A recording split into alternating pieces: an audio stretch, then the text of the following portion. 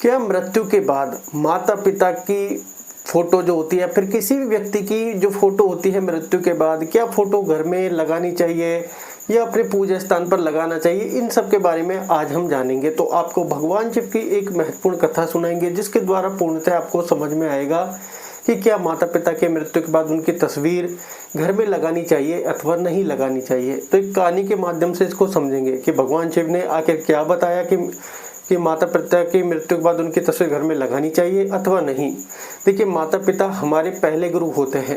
उनका प्यार, त्याग और आशीर्वाद ही हमारी जीवन की सबसे बड़ी पूंजी होती है। लेकिन जब वे संसार को छोड़कर चले जाते हैं तो उनके स्मरण में या फिर कहें कि उनकी याद में लोग उनकी तस्वीर लगाते हैं।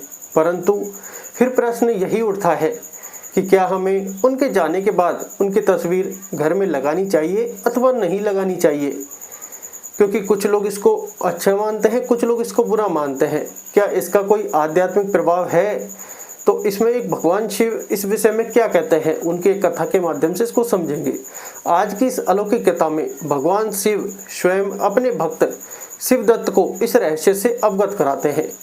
चलिए आइए कथा को शुरू करते हैं। एक दिन गरुड़देव मृत्यु लोक का भ्रमण कर रहे थे। तभी उन्होंने देखा कि कुछ लोग मृत व्यक्ति की चिता के पास खड़े होकर रो रहे हैं, मन ही मन दुखी हो रहे हैं। उसके कुछ समय बाद मृत व्यक्ति के परिजन उस मृत व्यक्ति की तस्वीर अपने घर में लगा देते हैं और उसके समक्ष बैठकर उसको याद करने लगते हैं। यह दृश्य देखकर गरुड़देव आश्चर्यचकित हो जाते हैं और सोचने लगते हैं कि आखिर इस व्यक्ति की मृत्यु के पश्चात उसके परिजनों ने इसकी तस्वीर घर में क्यों लगा रखी है। यह तो अब इस संसार से मुक्त हो गया है। इसने इस जो जीवन इनको मिला था वो इन्होंने भोग लिया है और अब वो इस संसार से मुक्त हो गए हैं। अब इसकी तस्वीर का इसके परिजनों के घर में क्या कार्य है? ऐसा करने से क्या होता है? क्या ऐसे करने से समस्त परिवार के व्यक्तियों को मृत परिजन का आशीर्वाद प्राप्त होता है या इसका अन्य कोई कारण होता है? तो गरुड़देव के मन में काफी सारे सवाल एकत्रित हो गए। अब उनका सभी सवालों का उनको जवाब जानना था। गरुड़देव उस दृश्य को देखकर कुछ भी समझ नहीं पाते हैं और अपने प्रश्नों का उत्तर पाने के लिए भगवान विष्णु के पास जाने का निश्चय करते हैं, क्योंकि गरुड़देव विष्णु भगवान के वाहन हैं। तो सभी सवालों के जवाब स्वयं नारायण से ही वो लेने के लिए चल दिए।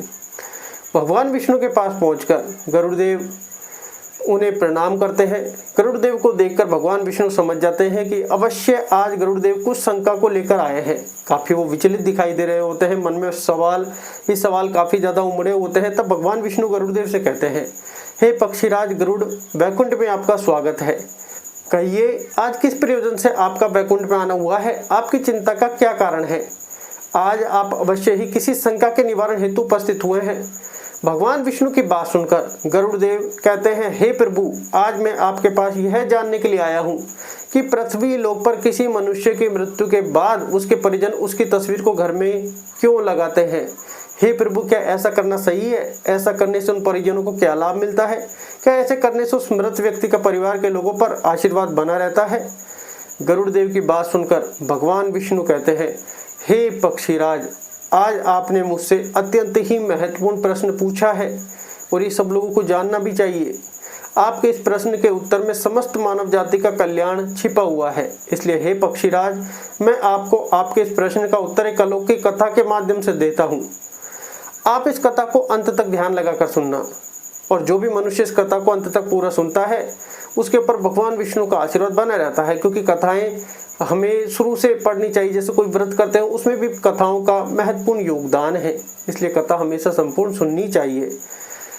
और वहाँ गरुड़देव पूरी कथा सुनने का उनको वचन दे देते हैं कि जब तक आप मुझे यह कथा सुनाएंगे मैं इसे पूरे ध्यान से सुनूंगा। और भगवान विष्णु अब उनको कथा को सुनाना प्रारंभ करते हैं। तो भगवान विष्णु कथा को जब सुनाने लगते हैं और कहते हैं, हे पक्षीराज गरुड़, प्राचीन समय की बात है, काशी देश में एक युवक रहता था जिसका नाम शिवदत्त था। शिवदत्त भगवान शिव का भक्त था। वह सदैव सत्य धर्म का पालन करने वाला और अपने माता पिता की सेवा करता था। इस प्रकार समय व्यतीत हो रहा था और वह अपने माता पिता के साथ सुखपूर्वक जीवन व्यतीत कर रहा था। शिवदत्त की पत्नी का नाम कमला था। कमला भी सत्य धर्म का पालन करने वाली चरित्रवान पतिव्रता स्त्री थी। शिवदत्त बहुत ही मेहनती था।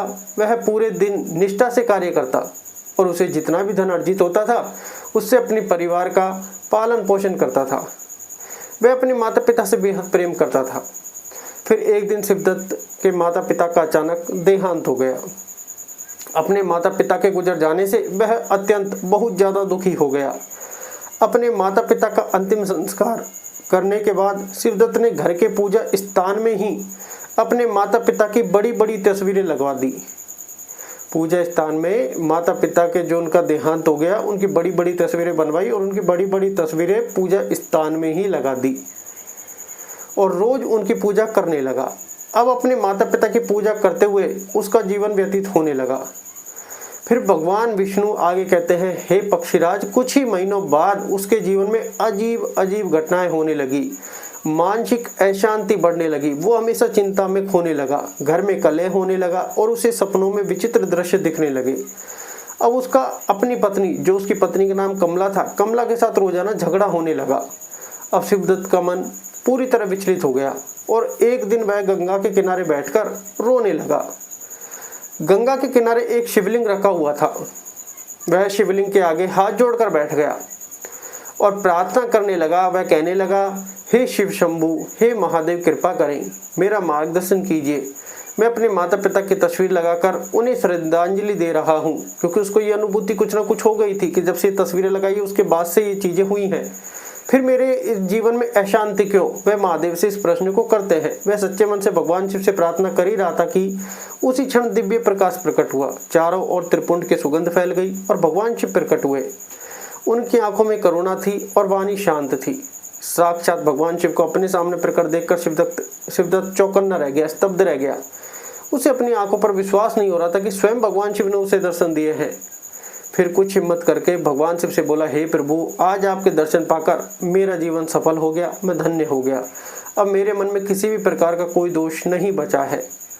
परंतु हे प्रभु, मैं जानना चाहता हूँ कि मेरे मन में जिज्ञासा है, मेरे जीवन में आ रहे कष्टों का क्या कारण है, जबकि मैं तो रोजाना अपने माता पिता की तस्वीर के सामने बैठकर उनकी पूजा करता हूँ, फिर भी मेरे जीवन में इतने दुख क्यों आ रहे हैं।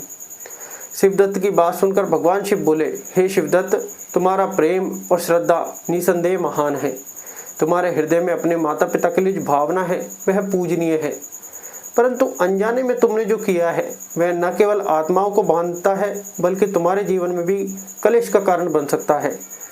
जब कोई अपने प्रियजनों को खो देता है, विशेषकर अपने माता पिता को, तब उनका स्मरण और सम्मान अवश्य करना चाहिए, लेकिन कुछ नियम और मर्यादाएं होती हैं जिन्हें जानना हर मानव के लिए आवश्यक है।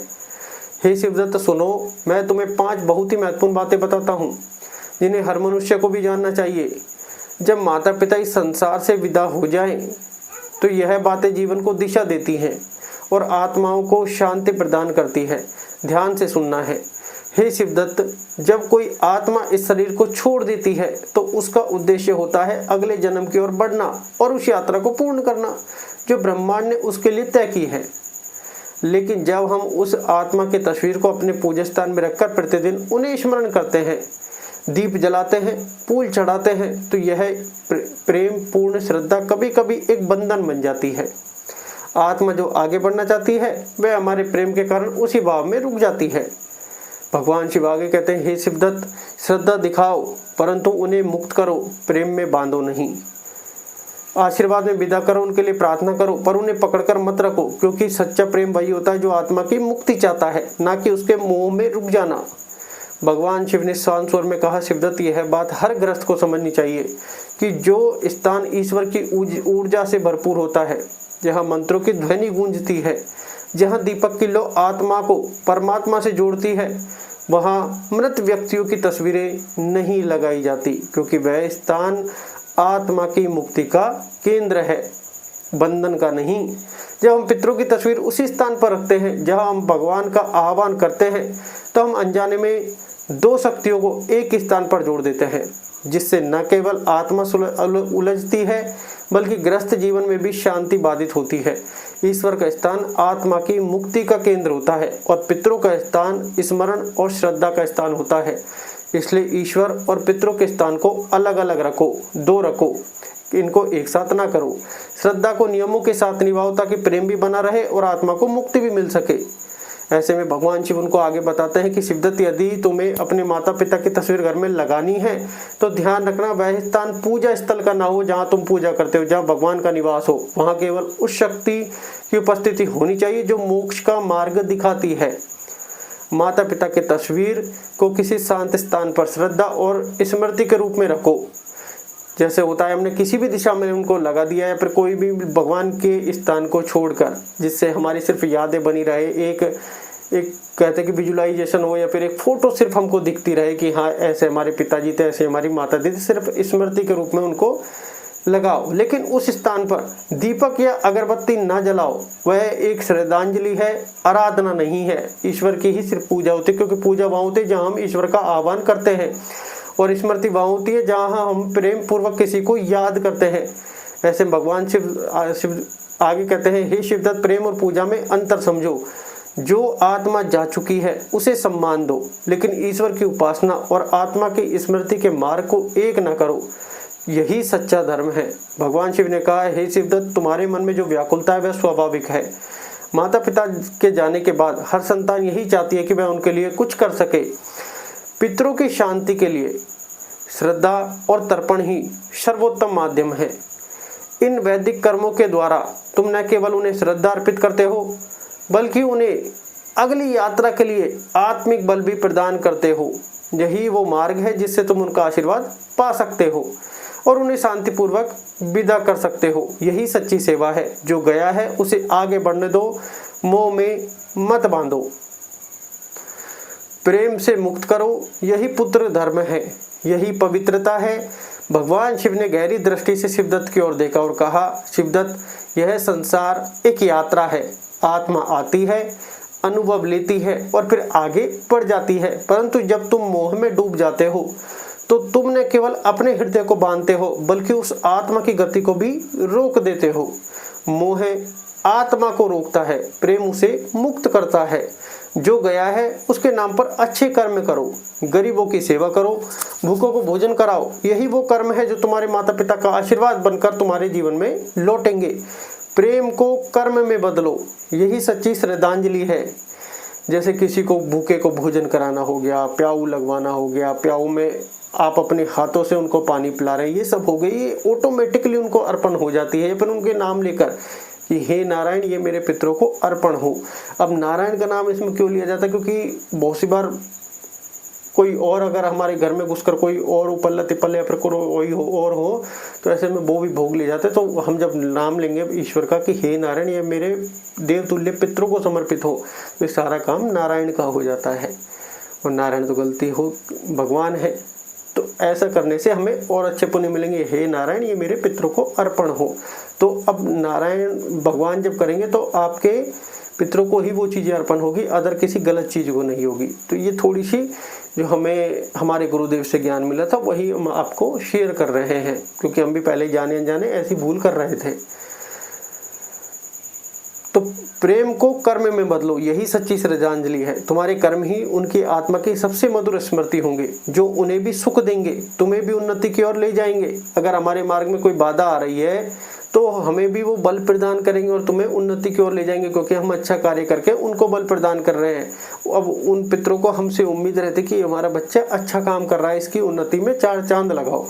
भगवान शिव ने शिवदत्त को आशीर्वाद देते हुए कहा, हे शिवदत्त, तुम्हारे माता पिता तुमसे गहरा प्रेम करते थे, उन्हें अपना संपूर्ण जीवन तुम्हारे लिए समर्पित कर दिया।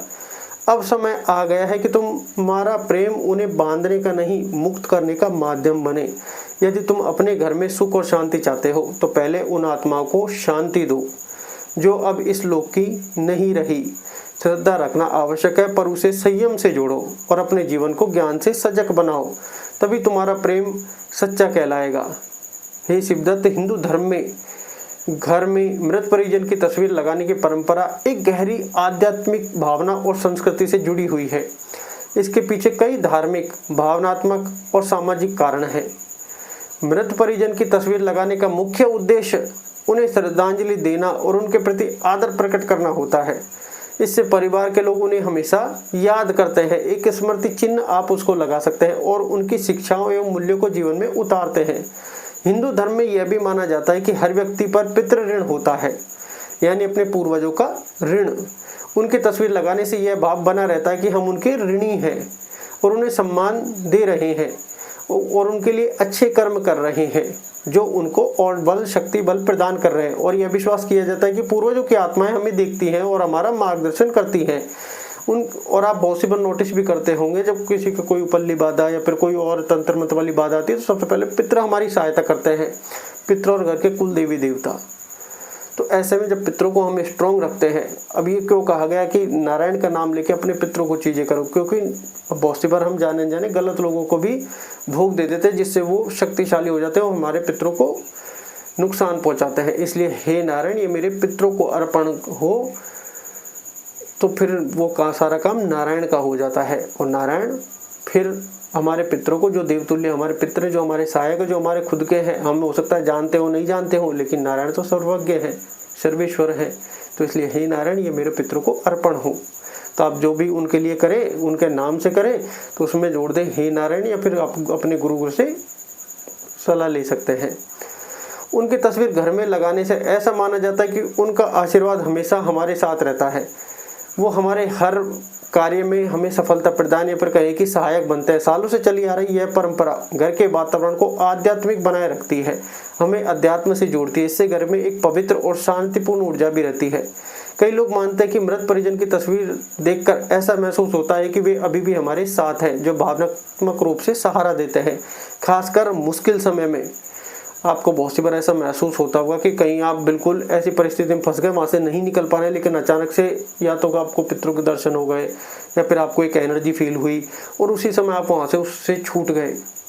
तो आप उनका धन्यवाद जरूर दें, और क्योंकि सबसे पहले हमारे पितृ और कुल के देवी देवता ही हमें बचाने आते हैं या हमारे इष्ट देव आते हैं। ये बात आप ध्यान रखें, क्योंकि वो हर समय हमारी रक्षा करते हैं। जैसे आपको एक मैं नॉर्मल सा एग्जाम्पल देता हूँ कि जैसे लंका, जब भगवान श्री हनुमान वहाँ गए तो उनकी जो देवी थी लंकिनी, वो उनके द्वार पर ही हनुमान जी को खड़ी मिली, कि जो कि मुष्टि के प्रहार से उनको वर मिला था कि जब कोई मुष्टि के प्रहार से आएगा तभी लंका का अंत होगा।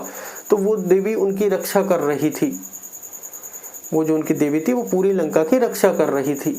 ऐसे ही हमारे पितृ हैं, ऐसे ही हमारे घर के कुल के देवी देवता हैं। तभी तो कहते हैं कि इनको हमेशा स्ट्रॉन्ग रखना चाहिए।